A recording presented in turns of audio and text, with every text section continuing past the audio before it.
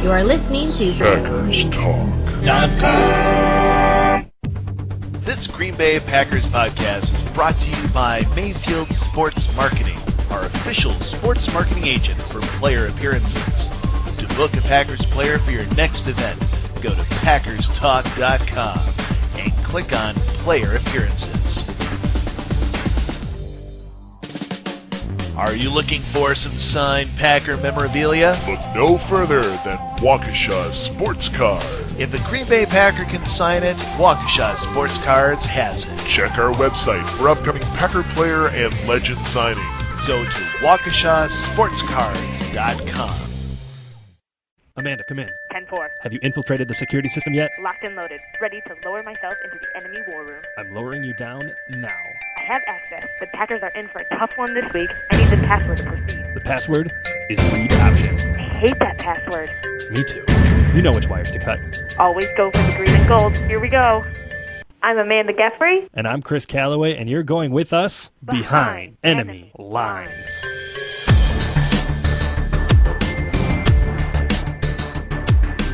Welcome to another week of Packers football and Behind Enemy Lines, a podcast hosted through PackersTalk.com. You can find us on iTunes at PackersTalk.com, as well as on Twitter at EnemyLinesGB. I'm one of the hosts, Chris Callaway, on Twitter at CCallaway33, and I'm joined, as always, by my dear friend and fellow owner, Amanda, who you can find on Twitter at Amanda R. Geffre. The Packers head to Detroit to take on the Lions and, I guess, hopefully come up victorious.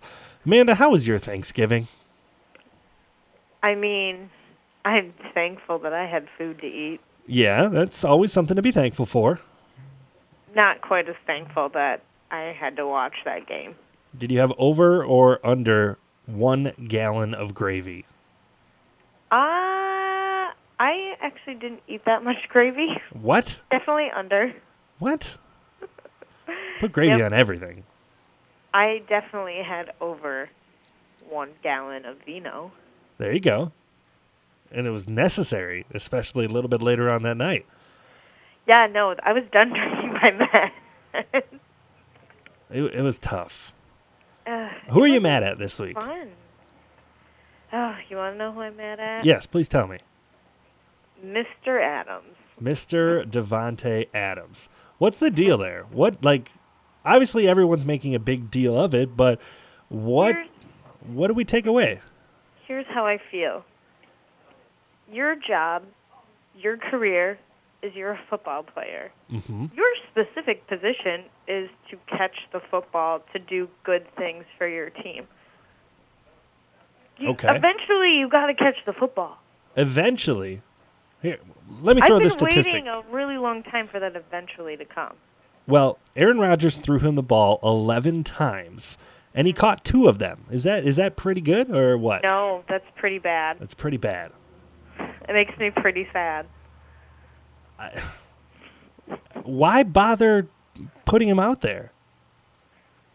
I mean, are we at that point yet? Are we at that point, should he be a big factor in this offense? Or is he only out there because Ty Montgomery isn't healthy and for some reason they are keeping Janis, locked away in a safe deposit box? What the heck is wrong with that? Why can't he come play? I don't think... He seems to hold on to the ball fine. Right. I mean, every time he's involved, good things happen. You know? I don't think he's, like the Jesus Christ Savior that some people are making him out to be. His name would be Jordy Nelson. Right. That would certainly be nice. And if it's like Jordy Nelson light, like Diet Jordy Nelson, it's not a bad thing to have in this offense, especially given the fact that a deep threat is something they've desperately craved over the past, really the whole season, but really the month or so of losing that we've been enduring, over the past few weeks. I think what just, is driving me nuts is it's not even, and not Davante Adams wasn't the only one guilty of this. I mean, Randall Cobb was guilty of it a few times, but it was like they're ready to run after the catch way too often, and then they don't actually catch the ball. It's like, wait, catch the ball and just take the yardage you get. Uh-huh. I just, it's not like Aaron Rodgers is expecting them to do some kind of Jordy Nelson miracle or even like James Jones miracle. It just seems like they're pretty simple catches. Why are you playing ahead? Like, I don't know. I'm just frustrated. That's fair. I'm down in the dumps. When this offense was clicking, it was, a steady dose of the running game, and then they were able to get that yards after the catch that we're just not seeing. I don't know if the routes are designed a little bit differently or it's just not in rhythm and it just isn't leading to the same success, Yeah, but like part of the time it seemed like we couldn't even get the catch. Like they were too worried about the yards after the catch. Right.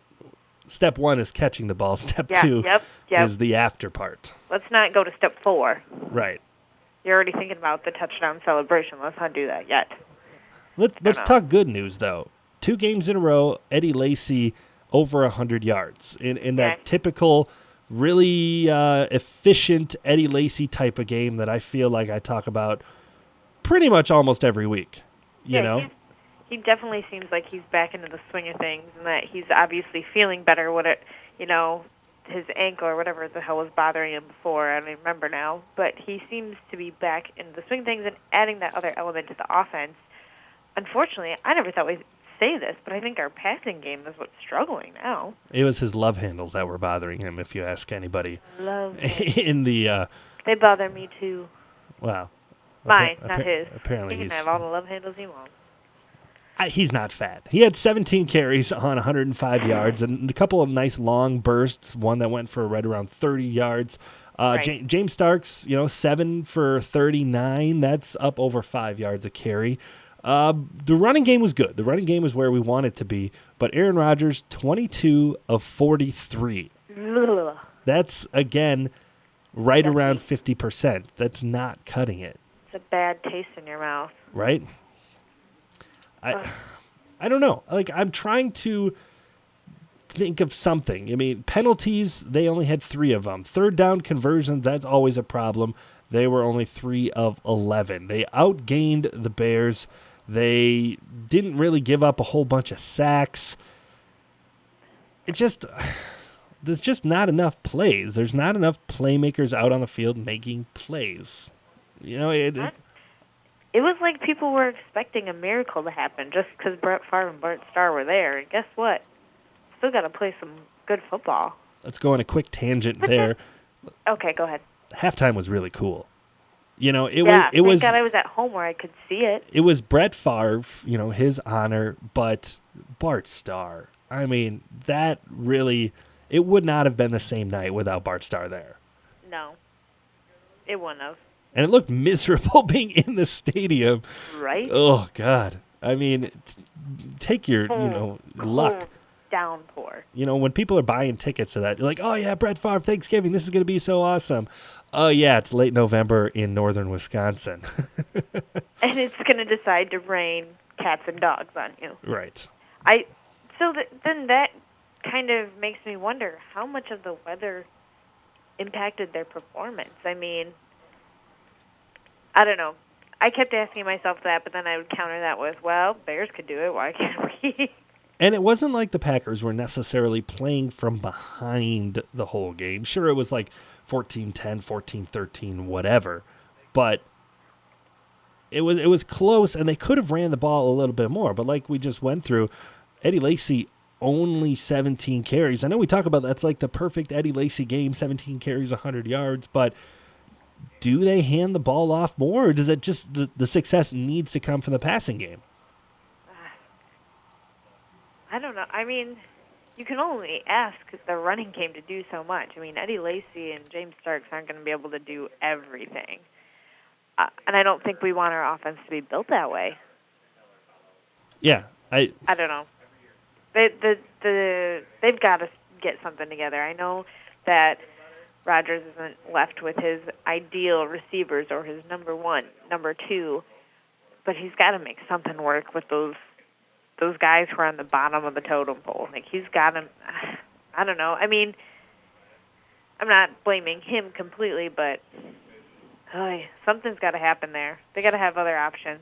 Yeah. I mean, we really haven't talked about the defense too much, but That's because the defense looked good. I mean, you can't expect them to do all the work right, either. They've been good. They've been respectable, certainly over the past couple of weeks, but have they made any like really big plays? Like there hasn't been they didn't have an interception against Jay Cutler of all people.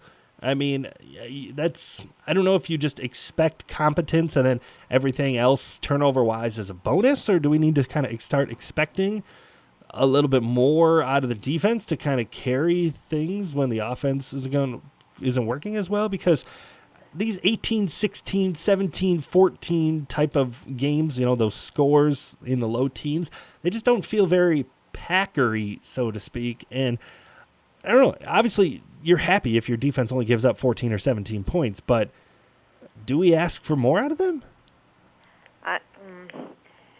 No, I don't know. I don't think so. Honestly, like I know that there was no like super huge, awesome, dominating plays for the defense, but they held them, and I think more so than the offense, the defense was impacted by the rain. There's only so much you can do when you're trying to read the plays and just, protect your side of the field and make sure that you stop them from converting a first down. I think that they're struck with more of a challenge than the offense is, where the offense should know where the ball's going to go and when to expect it. Well, I don't know. We'll get to our guest coming up here in just a little bit, but 5 games left on the schedule. The Packers are 7-4 through 11 games. How much of a must-win is it for the Packers this week?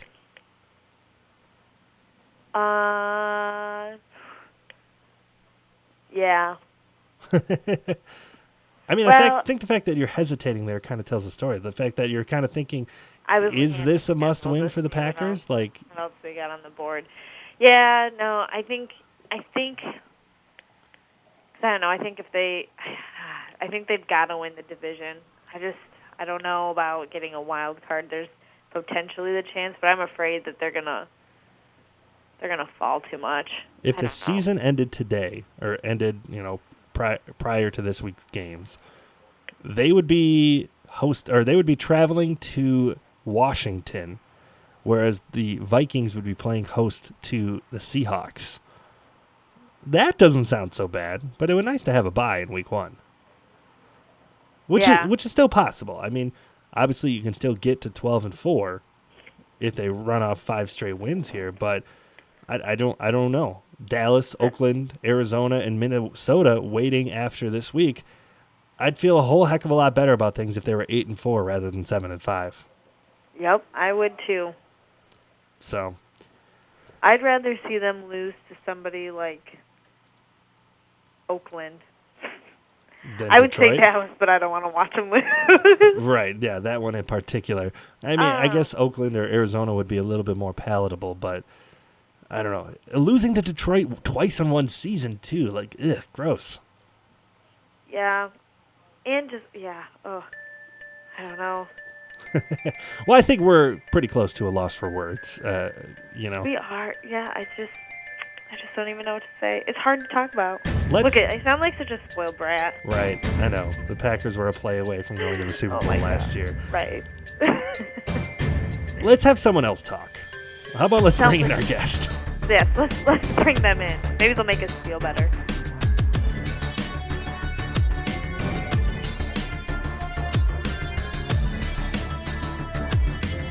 Now we'd like to welcome our guest, Dave Birkett, to the show. Dave is a Lions beat writer for the Detroit Free Press. You can find his work and follow him on Twitter at Dave Birkett. Welcome to the show, Dave. Did you have a nice Thanksgiving? Oh, it was a lot of work, as it always is, covering the Lions, but it was good other than that. How was yours? It wasn't awful. There was a lot to be thankful for, but the game was a little rough for us to watch. No doubt. And, finally, from the Lions standpoint, I mean, they've been playing on Thanksgiving forever, but it seemed like there was about a decade there where they couldn't win. And obviously the last couple of years, including this year, they've had some pretty lopsided ones in their favor.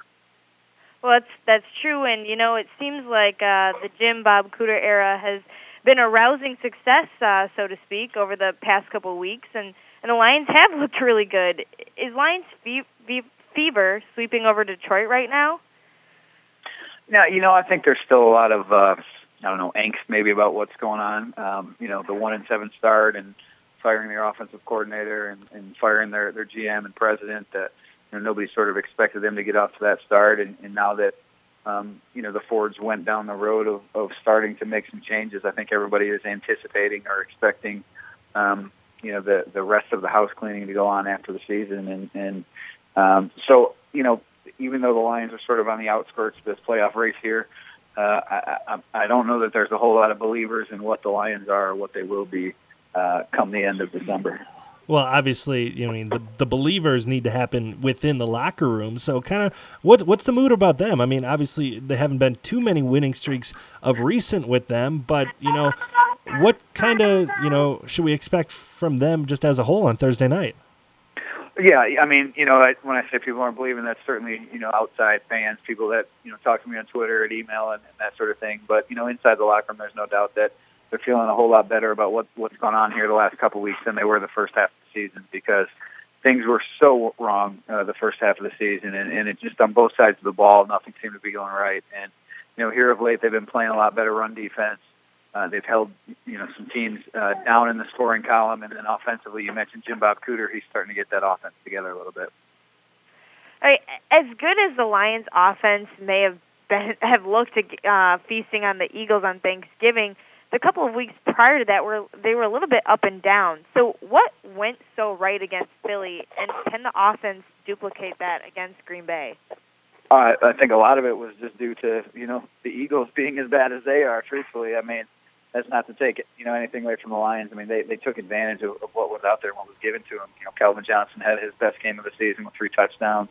Matthew Stafford had one of the best games of his career, throwing 5 touchdowns. But, they were picking on a short-handed secondary after Nolan Carroll got hurt for Philadelphia.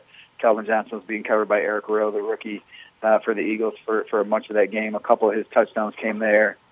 They just, they took advantage of an undermanned Philadelphia secondary. And, again, they played well. They got the running game going. They continue to take good care of the football and protect Matthew Stafford better than they did early in the season. But I'm not sure that as much as people want to attribute it to the change in offensive coordinators, I'm not sure that's completely the case, just because, the first 3 games under Jim Bob Cooter, they scored 46 points total. The last game they scored 45. So, I think there's probably he deserves a little bit of credit, but I think there's a whole lot more going on there. Well, Stafford, obviously, a lot of praise for his 5 touchdowns on Thursday, but I was really impressed by the efficient 27 of 38 he was passing. That was the more impressive stat to me. So is that kind of a reflection on the play calling, just his execution, or what did you kind of chalk that one up to?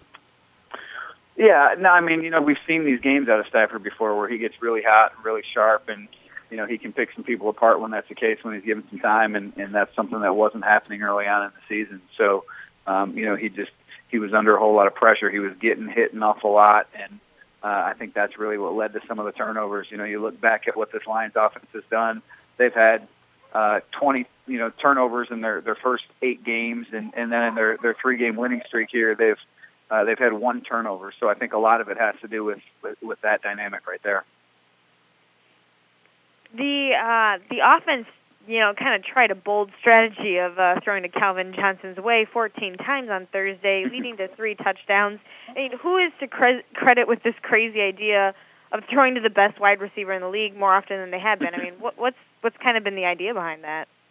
Right. It seems far-fetched, right, to throw to Calvin a little bit. No, I mean, again, a lot of it just comes down to matchups. And, what's happened with Calvin this year is he's been sort of relegated to being a possession receiver a lot of the year. Just he hasn't been able to get open deep quite as much, and especially early on in the season when he was playing guys that were some of the better cornerbacks in the league, Aqib Talib and Patrick Peterson and some of those guys. And again, he has the advantage against any of those Philadelphia cornerbacks, and he was certain to take advantage of it. So they tried to single him, and the Lions obviously wanted to exploit that matchup. Well, I don't think there's any of those, really high caliber cornerbacks on the Packers this Thursday night. Do you expect a little bit more of the same and maybe a lot of balls being thrown his way? Well, that's how they tried to attack Green Bay the first time around, and I think Demarius Randall did a pretty good job on Calvin, and I would expect him to be front and center at that matchup again. He's played pretty well, but look, the Lions obviously they want to get the ball to Calvin when they can. It's been a little bit tougher this year just because he can't get open deep quite as much. The protection issues that I alluded to. There's been a whole lot of work there, but obviously their first order of business is to throw the ball Calvin's way whenever possible. Well, let's kind of touch on that first matchup between the two teams. There wasn't much of a run game either way a few weeks ago, and we'll get to Eddie Lacy and the Packers run game in a bit, but what's the feeling in Amir Abdul and Joyke Bell's ability to get the run game going? Well, Amir's kind of taken over for Joyke as sort of the Lions' number one option in the run game, and rightfully so. I mean, he's the more dynamic of the two running backs. I think Joyke can still have a role as sort of a short yardage guy, between the tackles guy. He plays in their 4-minute offense, but really Amir is the most dynamic running back that they have, at least as a runner. Theo Riddick obviously is one of the better receiving backs in the NFL, but I think they've sort of found a little bit of a rhythm there. Jim Bob Cooter is a guy who he said from the get-go that he wanted to emphasize the run, even if it wasn't working. He stuck with it. The Lions have, in their 4 victories this year, they've run the ball 20 or more times every game, and they haven't in any of their losses. So, and Cooter's made sure to make that a point of what they've been doing. So, even if they're not putting up big numbers, I think you'll see them continue to try to run the ball on Thursday. Well, let's flip it over to the other side of the ball then. I watched the video you guys put out from the Detroit Free Press, and you talked about that guys in the locker room have been saying that, Aaron Rodgers is going to get hot at some point. You just can't let it be against you. I mean, we're feeling the exact same way. We're hoping for that breakout game, that hasn't come over the past month or so. What do you think it'll take from the Lions defense to beat Rodgers and the Packers again this season? Yeah, well, the thing that they continue to emphasize is stopping the run, and they know it's going to be a different challenge this week with Eddie Lacy on the field since he didn't play last time around. And you go back and you look at the history of these two teams the last couple of years. When the Lions have held Green Bay's running game down, that's when they beat the Packers. And when Eddie Lacy and the rest of that backfield has gotten going, that's when Green Bay has won. And that's, I think, going to be the emphasis again here, because just the way that the Packers receivers are, without Jordy Nelson, those guys cannot beat, halfway decent defensive backs one-on-one.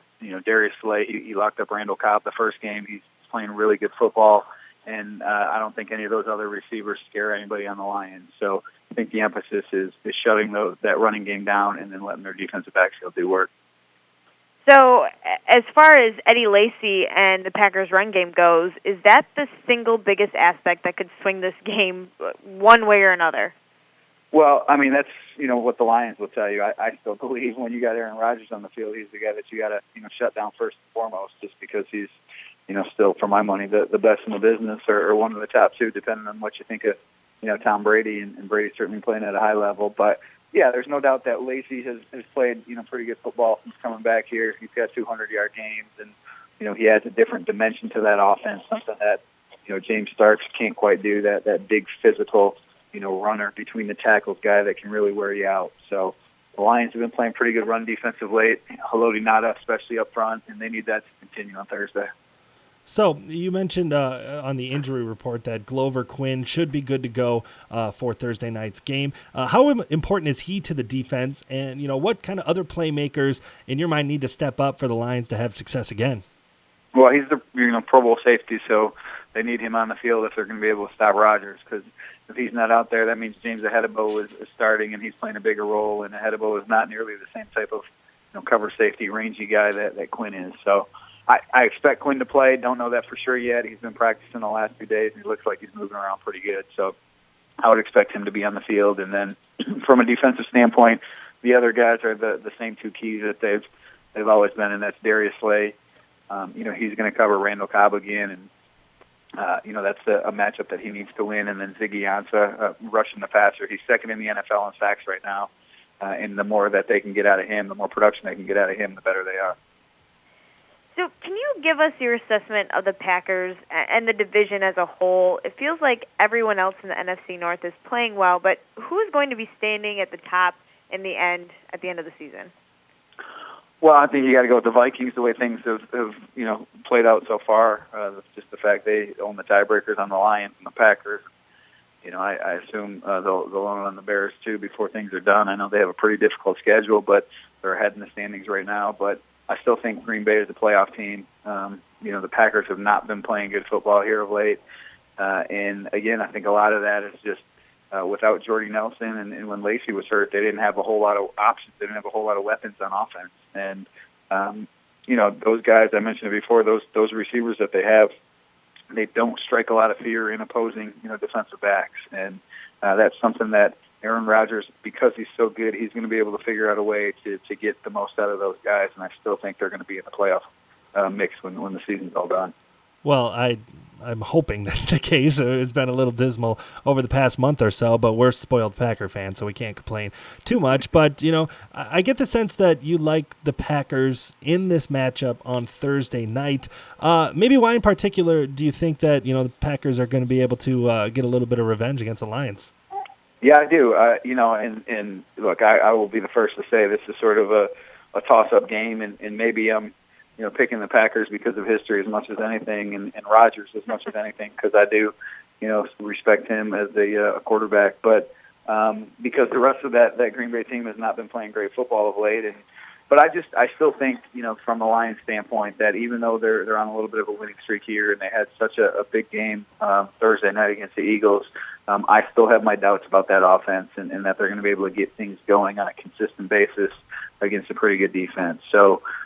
You throw the little bit of the desperation factor into the mix. Not that the Lions aren't, but I think the Packers are certainly in that boat as well. And it's the fact that it's tough to sweep a season series against a team like that. I just think Green Bay pulls out a close one at the end of the day. You like that prediction, Amanda? Well, I do. I do like it. I like it anytime the Packers win. I think I'm going to have to go with the Packers win as well. I think that they've been inconsistent on offense, but I think we're going to see them, come back around and put something together for this game. Maybe it's just simply because they lost and they do not want to lose twice to Detroit in one season. But I think our defense has been pretty consistent, and hopefully they'll hold them maybe even to less points than in the matchup at Green Bay. So I think we'll see the Packers win probably 21-14. Yeah, I think it'll probably be somewhere in that mid-20s. Maybe, hopefully, the Packers can get, maybe a touchdown win or so. Maybe in that, 27-20 range, kind of where you were talking, Dave. So hopefully we're all on board. Hopefully for us Packer fans it goes in our favor. But we really appreciate your time spending some time with us this week, and enjoy the game on Thursday night. Yeah, no problem. You guys enjoy it, too. We'll talk to you again. All right, thanks, Dave. Yeah, thanks, Dave. No problem. We appreciate everyone for tuning in to the Week 13 edition of Behind Enemy Lines. The Packers head to Detroit to take on the Lions. Once again, you can find our podcast on Twitter at EnemyLinesGB. I'm Chris Callaway, and you can find me at CCallaway33. And I'm Amanda Geffre. You can find me at Amanda R. Geffre. Thank you to our guest, Dave Birkett, for joining us. You can find him on Twitter at Dave Birkett. Remember, check out all of our podcasts on PackersTalk.com and follow Behind Enemy Lines on Twitter at EnemyLinesGB. Until next time, go Pack, go!